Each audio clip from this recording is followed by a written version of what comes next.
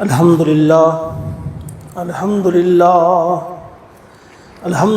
رب العالمین، الصلاة والسلام علی سید الانبیاء والمرسلین وعلی آلہ واصحابہ اجمعین، اما بعد فقد قال اللہ عز وجل: اعوذ باللہ السمیع العلیم من الشیطان الرجیم، بسم اللہ الرحمن الرحیم، یا ایہا الناس اتقوا ربکم الذی خلقکم من نفس واحدہ وخلق منها زوجہا وبث منہما رجالا کثیرا ونساء واتقوا اللہ الذی تساءلون بہ والارحام ان اللہ کان علیکم رقیبا۔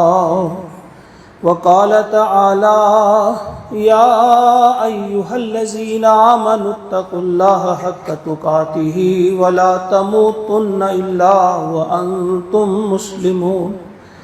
وقال تعالی: یا ایہا الذین آمنوا اتقوا اللہ وقولوا قولا سدیدا یصلح لکم اعمالکم ویغفر لکم ذنوبکم ومن یطع اللہ ورسولہ فقد فاز فوزا عظیما۔ وقال النبی صلی اللہ علیہ وسلم: النکاح من سنتی۔ وقال علیہ الصلاۃ والسلام: فمن رغب عن سنتی فلیس منی۔ وقال علیہ الصلاۃ والسلام: ان اعظم النکاح برکۃ ایسرہ مؤونہ، او کما قال علیہ الصلاۃ والسلام۔ معزز و محترم حاضرین مجلس نکاح، السلام علیکم ورحمۃ اللہ وبرکاتہ۔ خطبہ نکاح آپ نے سماعت کیا۔ مختصراً ان آیات کی وضاحت ضروری سمجھتے ہیں، کیونکہ ہم عربی زبان نہیں جانتے، جو ایک المیہ ہے کہ انگریزی زبان سیکھنے کے لیے ہم نے بہت جتن کی، لاکھوں خرچ کیے، اپنی نیندوں کو قربان کیا، لیکن عربی زبان جس میں اللہ کا کلام ہے، جس میں نبی محترم صلی اللہ علیہ وسلم کی احادیث پاک ہے، اس زبان کو ہم نے کوئی اہمیت نہیں دی۔ بہرحال اس کا جواب تو ایک دن ہمیں دینا ہوگا، اللہ ہم سب کو محفوظ رکھے۔ تو مختصراً نکاح کی مجلس ہو رہی ہے۔ نکاح جو خطبہ آپ نے سنا، یہ سنت ہے۔ اصل میں ہم کو معلوم ہونا چاہیے 6 چیزیں جو ہیں انتہائی ضروری ہیں، باقی سب رسوم ہیں، بدعات ہیں۔ اصل چیزیں جو نکاح کی 6 ہیں، 2 ان میں فرض ہیں: ایجاب و قبول اور گواہوں کا ہونا۔ ایجاب و قبول اور گواہوں کا ہونا یہ تو فرض ہے، اور ایک واجب ہے، حق مہر جسے آپ کہتے ہیں۔ حق مہر یہ واجب ہے، اور اس کے لیے بھی مقدار جو ہے کم سے کم جو ہے 10 درہم، اس سے کم نہیں متعین کیا جا سکتا، کم سے کم 10 درہم۔ جو اس وقت بنتا ہے آپ یہ سمجھیں کہ حضور علیہ الصلوۃ والسلام کے وقت کے وہ 10 درہم ہیں۔ 2 تولہ چاندی اور 7.5 ماشا، 2 تولہ اور 7.5 ماشا چاندی، اتنی کی قیمت، اس کی قیمت اس وقت نکالی جائے گی۔ کیا ہے؟ اتنا مہر کم سے کم ہونا چاہیے، اور زیادہ سے زیادہ کی کوئی حد نہیں، وہ حسب حیثیت دیکھا جاتا ہے۔ تو 3 چیزیں یہ ہو گئی، 2 فرض، 1 واجب، پھر 3 ہے سنت۔ 3 چیزیں سنت ہیں۔ ایک تو یہ خطبہ ہے، جو خطبہ دیا جا رہا ہے یہ سنت ہے۔ دوسری چیز جو ہے، جو تقسیم کیا جاتا ہے اس موقع پہ، کھجوریں یا چھوہارے وغیرہ جو تقسیم کیے جاتے ہیں وہ بھی سنت ہے۔ اور تیسری چیز ولیمہ ہے، یہ بھی سنت ہے، لیکن اس میں بھی عام طور پہ غفلت برتی جاتی ہے۔ ولیمہ اصل میں جب نکاح ہوگا تو ایک شب گزارنے کے بعد، شب زفاف کے بعد ولیمہ ہوتا ہے، یعنی اس سے پہلے بھی اگر کوئی کرے تو گناہ تو نہیں، لیکن وہ ولیمہ نہیں ہوگا، سنت وہ قرار نہیں دی جائے گی۔ وہ آپ نے ایک سنت کو ترک کیا، وہ ایک عام دعوت ہوگی، عام دعوت تو ہوگی، لیکن ولیمہ جو ہے وہ ایک رات گزارنے کے بعد ہوتا ہے، نکاح کے بعد۔ بس یہی 6 چیزیں ہیں۔ اس کے علاوہ جو کچھ بھی ہم کرتے ہیں وہ سب رسمیں ہیں، وہ سب رواج ہیں، ان کو یہ کہیں اور ہماری وہ ذہنی عیاشی ہے، اپنی مرضی سے جو ہم چاہتے ہیں وہ کرتے ہیں، تو وہ کچھ بھی نہیں ہے۔ بہرحال یہ مختصر میں نے عرض کیا۔ تو اور اس مجلس کی اہمیت کتنی ہے ہم وہ نہیں سمجھ سکتے، یعنی اس نکاح کی کتنی اہمیت ہے۔ سب سے پہلا نکاح جو ہوا حضرت آدم علیہ السلام کا اور حضرت حوا علیہ السلام کا، یعنی جنت میں ہر چیز ہونے کے باوجود انکمپلیٹ سمجھی گئی جنت تب تک جب تک نہ ان کے لیے ایک بیوی آ گئی، اور بیوی کا ہونا کتنا ضروری ہے کہ پھر ان کا نکاح ہوا، اور پھر جو ان کا مہر مقرر کیا گیا وہ درود پاک پڑھا گیا 10 مرتبہ نبی اکرم صلی اللہ علیہ وسلم پر، آخری نبی صلی اللہ علیہ وسلم پر درود پاک بھیجا گیا، وہی حق مہر ہے ان کا۔ اس سے وضاحت ہوتی ہے کہ درود پڑھنا کتنا اہم ہے۔ اس وقت بھی ہم کہیں گے دونوں کو، دلہا کو بھی اور دلہن کو بھی، آج کم از کم وہ 10 مرتبہ یا 20 مرتبہ جتنا ان سے ہو سکے درود پاک ضرور پڑھیں۔ اس کی برکت سے انشاءاللہ بہت اچھا رہے گا۔ یہ جو پہلے آیت ہم پڑھتے ہیں سورہ نساء کی، یہ پہلی آیت ہے۔ اللہ کا ارشاد ہوتا ہے یا ایھا الناس اتقوا ربکم الذی خلقکم من نفس واحدہ، اے دنیا کے تمام انسانوں ڈرو اپنے اس رب سے جس نے تمہیں ایک جان سے پیدا کیا، وخلق منہا زوجہا، اسی سے اس کی بیوی پیدا کی، وبث منہما رجالا کثیرا ونساء، اور پھر ان دو کے ذریعے بے شمار مرد اور عورتیں دنیا میں پھیلا دی۔ واتقوا اللہ الذی تساءلون بہ والارحام، اور ڈرو اللہ سے جس کا واسطہ دے کر آپ اپنا حق مانگتے ہیں، والارحام، اور رشتوں کا لحاظ کیا کرو، یعنی رشتے توڑنے سے پرہیز کیا کرو۔ یہ اپنا حق مانگتے ہیں، یعنی دلہا جب جیسے ابھی عانف نذیر جو ہے انہوں نے اگر ہاتھ مانگا ہے، ریاض صاحب کی دختر کا اگر ہاتھ انہوں نے مانگا تو کس نے انہیں حق دیا؟ اللہ نے انہیں حق دیا۔ اب حکم ہوتا ہے کہ اسی اللہ کا تقوی اختیار کرو، اس اللہ سے ڈرتے رہو جس کا واسطہ دے کر آپ نے اپنا حق مانگا، اور کیا کرو؟ اس کا ایک حق یہ ہے کہ والارحام، کہ رشتوں کا لحاظ کیا کرو۔ اب رشتوں کا لحاظ کرنا ہوگا، اب تک بھی تو کرنا تھا لیکن وہ ایک محدود رشتہ تھا، اب رشتے آپ کے بڑھ گئے، اب آپ کے ایک اور والد ہیں والد نسبتی، اب آپ کی ایک اور والدہ ہیں والدہ نسبتی، اب آپ کے بھائی ہوں گے، بردرس ان لا، سسٹرس ان لا ہوں گی، اور گویا آپ کی جو رشتے ہیں وہ بڑھ گئے، ان رشتوں کا بھی اب لحاظ کرنا ہوگا، اب ان کا بھی دھیان رکھنا ہوگا۔ فرمایا والارحام، رشتوں کا لحاظ کیا کرو، اور خصوصاً یہ رشتہ جو آپ استوار کر رہے ہیں اپنی بیوی کے ساتھ، اس کو توڑنے سے پرہیز کرنا ہوگا، اس کی دیکھ بھال کرنی ہوگی، اس کا بڑا دھیان رکھنا ہوگا۔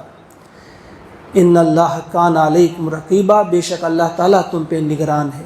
گویا کوئی اس بیٹی کے ساتھ جائے یہاں سے یا نہ جائے، بھائی نہیں جائے گا، بہن نہیں جائے گی، والدین ساتھ نہیں جائیں گے، مگر یاد رکھو ان اللہ کان علیکم رقیبا، اللہ تعالیٰ تم پہ نگہبان ہے، نگران ہے، وہ دیکھ رہا ہے ان کے ساتھ تم کیا سلوک کرو گے۔ دلہا کے لیے اس میں خصوصاً ہدایات ہے، اسے اس بات پہ دھیان دینا چاہیے کہ دیکھو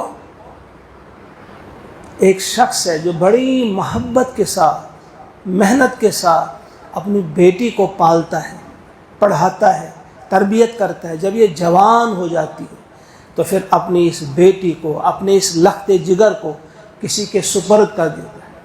اب اس کا کیا بنتا ہے فرض کہ وہ دھیان رکھے اس کی ضروریات کا، اس کے جذبات کا، اس کے احساسات کا۔ حق مہر بھی کیا ہوتا ہے؟ یہ حق مہر انسان کی قیمت نہیں ہوتی، یہ دلہن کی قیمت نہیں ہوتی، اس کی عزت کی قیمت نہیں ہوتی، بلکہ یہ ایک اعلان ہوتا ہے کہ میں نے حق مہر اس کا جو ادا کیا، آج کے بعد اس کی جملہ ضروریات جو بھی اس کو ضرورت ہو، جائز ضرورت جو بھی اس کو ہو، اس کی ذمہ داری دلہا کے سر ہوتی ہے، شوہر کے سر ہوتی ہے۔ بہرحال اس کے بعد جو ہم پڑھتے ہیں آیت، وہ سورہ آل عمران کی آیت ہے، یا ایھا الذین آمنوا اتقوا اللہ حق تقاتہ، اے ایمان والو اللہ سے ڈرو جیسا کہ اس سے ڈرنے کا حق ہے، ولا تموتن الا وانتم مسلمون، اور تم مت مرو مگر مسلم کی حیثیت سے، یعنی تمہیں موت نہ آئے، جب بھی آئے آپ کا مسلم ہونا، آپ کا فرما بردار ہونا، اللہ اور اللہ کے نبی کا فرما بردار ہونا اس وقت بہت ضروری ہے۔ اگر مسلم کی حیثیت سے آپ کی موت آ جائے، فرما برداری کرتے کرتے آپ کی موت آ جائے، تو پھر اس موت سے بڑا کوئی تحفہ نہیں، پھر تو یہ تحفہ ہے۔ اس کے بعد کی زندگی تو پھر آپ کے لیے عیش ہی عیش ہوگی، ہزاروں فرشتے آپ کا استقبال کر رہے ہوں گے، جنت آپ کے لیے سجائی جائے گی، ہر چیز آپ کو میسر ہوگی۔ لیکن اگر نافرمانی میں موت آ جائے تو پھر تم سے بڑا بدبخت یا بدقسمت بھی کوئی نہیں۔ اب آپ کہیں گے کہ بھائی نکاح کی مجلس میں یہ موت والی آیت بیچ میں کیوں آ گئی؟ وَلَا تَمُوتُنَّ إِلَّا وَأَنْتُمْ مُسْلِمُونَ، یہ کیوں آ گئی بیچ میں؟ تو اس کی وجہ اگر ہے تو ایک ہی ہے، بنیادی وجہ وہ یہ ہے کہ خوشی کے موقع ہی پہ اکثر اللہ اور اللہ کے رسول کو بھلایا جاتا ہے۔ جس اللہ نے خوشی عطا کی ہوتی ہے، اب چاہیے تو یہ تھا کہ ہم اس اللہ کو خوش کرتے، لیکن ہم اسے ناراض کرتے ہیں۔ آج ہمارے گھروں میں بھی شادی کے موقع پہ گانے بجتے ہیں، ناچ نغمہ ہوتا ہے، فضول خرچیاں ہوتی ہیں، یعنی ایسی ایسی رسمیں جن کا نام بھی نہیں سنا ہوگا۔ ہم اس وقت دیکھتے ہی نہیں کہ حضور کا فرمان کیا ہے، حضور نے کس طرح سے اپنی بیٹی کا نکاح کیا۔ ہم ضرورت ہی محسوس نہیں کرتے کہ ہم پڑھتے یا کسی سے پوچھتے کہ بھائی ویسا ہی نکاح میری بچی کا بھی ہو جیسا فاطمہ کا ہوا۔ تو ان موقعوں پہ ہمیں یہ دھیان دینا ہے، سوچنا ہے کہ بھائی کہیں ہم اللہ کو ناراض نہ کر بیٹھیں۔ تو فرمایا کہ دیکھو خوشی آپ کو عطا کی میں نے، مگر ہوشیار رہو، وَلَا تَمُوتُنَّ إِلَّا وَأَنْتُمْ مُسْلِمُونَ، تمہیں موت نہ آئے مگر مسلم کی حیثیت سے۔ اس کے بعد سورہ احزاب کی ہم 2 آیات پڑھتے ہیں، یا ایھا الذین آمنوا اتقوا اللہ، اے ایمان والو اللہ کا تقوی اختیار کرو، وقولوا قولا سدیدا، اور صاف صاف بات کیا کرو۔ قول سدید کیا ہوتا ہے؟ یہاں وہ دھیان میں رہے ایک بات کہ شوہر گھر میں کبھی دیر سے آتا ہے، بیوی پوچھتی ہے کہاں تھے ابھی تک، اگر اس نے صاف صاف بات نہیں بتا دی کہ میں کہاں تھا تو شکوک پیدا ہوتے ہیں، پھر آپس میں دوریاں بڑھتی ہیں اور محبت جو ہے وہ نفرت میں تبدیل ہو جاتی ہے۔ اگر شوہر صاف صاف بتا دے کہ میں فلاں جگہ تھا، اگر کوئی غلط جگہ ہوگی تو آئندہ نہیں جائے گا۔ وہی ہے کہ صاف صاف بات کیا کرو، اس سے کیا ہوگا؟ فرمایا یصلح لکم اعمالکم، تمہارے اعمال کی اصلاح ہوگی۔ غلطی کس سے نہیں ہوتی ہے؟ غلطیاں تو ہوتی ہیں، ہو گئی بس اصلاح ہو گئی۔ اسی لیے یہ بیوی کا حق ہے، وہ اپنے شوہر سے کہہ سکتی ہے کہ آپ فلاں گھر میں نہیں جائیں گے، ہاں اگر جائیں گے تو میرے ساتھ جائیں گے، ہم دونوں جائیں گے، تم اکیلے فلاں گھر میں نہیں جاؤ گے۔ اسی طرح سے شوہر کا بھی یہ حق ہے، وہ اپنی بیوی سے کہہ سکتا ہے کہ میری غیر موجودگی میں فلاں مرد میرے گھر میں داخل نہ ہو۔ یہ دونوں کے لیے، جہاں ہدایت شوہر کے لیے وہاں بیوی کے لیے بھی ہدایت ہے۔ وَلَهُنَّ مِثْلُ الَّذِي عَلَيْهِنَّ، یعنی جیسے مردوں کے حقوق بیویوں پر ہے ایسے ہی بیویوں کے حقوق شوہر پر بھی ہیں۔ اس لیے خطبہ ایسا ہونا چاہیے گا کہ دلہا بھی سنے دلہن بھی سنے، لیکن یہاں نہ تو دلہا سن رہا ہے نہ دلہن سن رہی ہے۔ بہرحال اس کے ذریعے اگر سنیں گے تو لیکن انہیں سنایا جانا چاہیے، اس کا اہتمام بہت کم کیا جاتا ہے۔ ابھی کل ایک نکاح ڈوڈا میں ہوا، انہوں نے اس کا اہتمام کیا تھا کہ وہاں جو نکاح ہوا انہوں نے مائک کا انتظام کیا تھا، خواتین نے بھی وہ سن رہے تھے، دلہن نے بھی وہ سنا، اس کو بھی بتا دیا گیا کہ تم پر کیا کیا فرائض عائد کیے گئے ہیں تم پر، اور شوہر کے کیا حقوق ہیں، یعنی حقوق الزوجین دونوں کے حقوق جو ہے وہ انتہائی ضروری ہیں، دونوں کو معلوم ہونا چاہیے۔ اس لیے کچھ ملکوں میں ایسا ہوتا ہے کہ وہاں ایک کورس رکھا جاتا ہے، پہلے دیکھا جاتا ہے ان نے وہ کورس کیا شادی سے پہلے، جس میں یہ ساری چیزیں ہوتی ہیں کہ ذمہ داریاں کیا ہیں، نکاح کے بعد کچھ ذمہ داریاں جو بڑھ جاتی ہیں۔ بہرحال فرمایا وَقُولُوا قَوْلًا سَدِيدًا يُصْلِحْ لَكُمْ أَعْمَالَكُمْ وَيَغْفِرْ لَكُمْ ذُنُوبَكُمْ، تمہارے گناہوں کی مغفرت ہوگی۔ وَمَن يُطِعِ اللَّهَ وَرَسُولَهُ، جس نے اطاعت کی اللہ کی اور اس کے رسول کی، فقد فاز فوزا عظیما۔ وَمَن يُطِعِ اللَّهَ وَرَسُولَهُ فقد فاز فوزا عظیما، اس نے کامیابی حاصل کی اور بڑی کامیابی حاصل کی۔ وہ اطاعت اللہ کی اور اطاعت رسول کی صلی اللہ علیہ وسلم ہر جگہ ہر قدم پہ۔ تو شادی کے موقع پہ بھی اس وقت اس آیت کو یہاں رکھنا نکاح کے خطبے میں، یہ بڑی اہم چیز ہے کہ ہم دیکھیں کہیں ایک لمحے کے لیے بھی ہم اللہ اور اللہ کے رسول کی اطاعت سے باہر تو نہیں چلے جاتے۔ آج ہم سمجھتے ہیں کہ ہم کامیاب ہوئے، کس کو کامیاب سمجھا جاتا ہے؟ جو منسٹر بن گیا، فلاں جی منسٹر بن گیا وہ کامیاب ہو گیا، فلاں پرائم منسٹر بن گیا، فلاں چیف منسٹر بن گیا۔ بھائی نہیں، یہ کیا کامیابی ہے؟ اس کائنات کا خالق جو ہے، ہمارا اور آپ کا مالک جو ہے، وہ فرماتا ہے کامیاب وہ ہوا جس نے اللہ اور اللہ کے رسول کی اطاعت کی۔ اپنی آنکھوں سے پردے ہٹا دو، اندھے مت بنو۔ اللہ فرماتا ہے، قرآن کو نور کہا گیا ہے، دنیا کیا ہے؟ یہاں اندھیرا ہے۔ اور حقیقی معنوں میں اگر آپ دیکھنا چاہتے ہیں تو قرآن کی اینک لگا کر دیکھو، اور قرآن کی جب آپ اینک لگائیں گے آپ کو صحیح کامیابی اور ناکامی جو ہے وہ آپ کے نظروں میں آ جائے گی کہ کامیابی کسے کہیں گے اور ناکامی کسے کہیں گے۔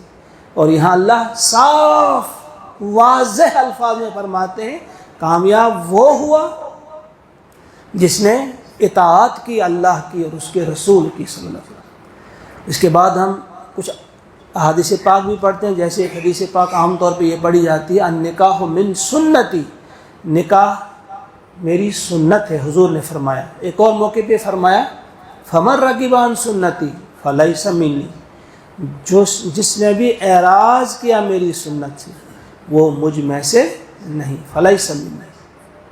وہ لاکھ بار کہے یچھی تچھی امتی چینی، ایسے امتیوں کی ضرورت ہی نہیں اسے جو یہ کہے کہ یچھی سوزے تتھی مگر چینچی امتی، ایسا نہیں ہے۔ ان کو دھکے مار کر باہر کر دیا حضور نے، کہا وہ میرا ہے ہی نہیں، جسے میری سنت سے محبت نہیں، جسے میری سنت سے پیار نہیں، جو میری سنت کے مطابق زندگی بسر کرنے کی چاہت ہی نہیں رکھتا، خواہش ہی نہیں رکھتا، ضرورت ہی محسوس نہیں کرتا۔ نکاح سنت ہے، اس کے لیے ہم بڑے ہوشیار رہتے ہیں کہ نکاح سنت کرنی ہے۔ نماز بھی تو ہے، وہ تو فرض ہے، ہم نمازوں کو چھوڑ دیتے، قرآن پڑھنا فرض ہے اس کو ہم چھوڑ دیتے ہیں، ہمارے پاس ٹائم نہیں ہے اب قرآن پڑھنے کے لیے۔ نہیں، یہ سنت اپنانی ہے۔ اسی کے لیے کسی نے کہا ہے میٹھا میٹھا ہپ کڑوا کڑوا تھو، جہاں تھوڑی سی تکلیف لگے، نرم اور گرم بستر صبح چھوڑنا پڑے، وہ ہم نہیں کریں گے۔ بہرحال یہ حدیث ہم پڑھتے ہیں، اور ایک اور حدیث بھی اس خطبے میں پڑھی جاتی ہے۔ حضرت عائشہ فرماتی ہے ان عائشہ صدیقہ رضی اللہ تعالی عنہ قالت قال رسول اللہ صلی اللہ علیہ وسلم ان اعظم النکاح برکتاً، عائشہ فرماتی ہیں کہ حضور نے فرمایا کہ برکت کے اعتبار سے سب سے بہتر نکاح، سب سے عمدہ نکاح، اعظم النکاح برکتاً ایسرہ مؤونہ، جس کا خرچ کم سے کم ہو، جس نکاح میں کم سے کم خرچداری کی جائے۔ ہم سمجھتے ہیں حسد دھوئے چھو سکرن میں کریو کھول ڈولاس خرچائی واضح تحنا، نہیں، حضور کا فرمان ہے جس نکاح کا خرچ جو ہے کم سے کم ہو وہ زیادہ سے زیادہ بابرکت نکاح ہوگا۔